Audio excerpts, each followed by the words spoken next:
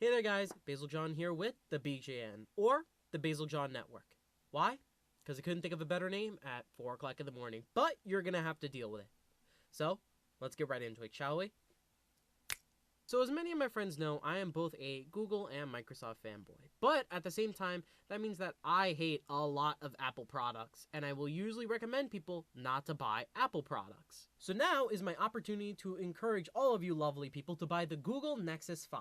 The phone was announced last Thursday on Halloween by Google at one of their tech conferences. And looking at this phone and looking at its specs, it is quite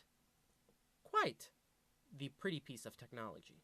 The phone has a 5-inch 1920 by 1080 HD display, a 1.3 megapixel front-facing camera, and an 8 megapixel back-facing camera, a 2300 milliampere battery that provides 7 hours of talk time and 300 hours of standby time. The phone will also have a Qualcomm Snapdragon processor and will be running on the 4.4 KitKat software. Now, what I love about the introduction of a new phone, especially when it's from another company, usually means that there's going to be competition and there are going to be rifts. People are going to be divided as to whether the iPhone is better or the Google Nexus 5 is better. And then you're going to have the few people who are going to be debating about like some of the Windows phones, but nobody really cares about them. What I also love to see is how news corporations integrate technology into their report. If you notice sometimes, NBC, CNN, Fox, whenever they're doing certain stories, whether it be about technology or if they're using technology, they typically nowadays have like an iPhone or they're using an iPad,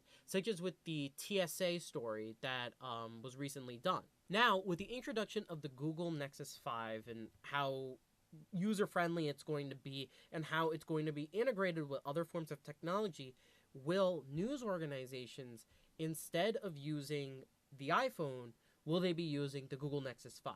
Because according to Google, the Google Nexus 5 will be coming out and will be much cheaper than what the iPhone is. At 16 gigabytes, it's going to be $349, and at 32 gigabytes, it's going to be at $399.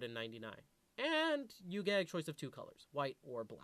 But for now, we're going to have to wait and see what Google will also roll out with this phone. Right now, it's only on T-Mobile and Sprint, but hopefully it will be brought onto other providers such as Verizon and AT&T. But for now, I'm Basil John, this is the BJN, and I hope you have a fantastic day.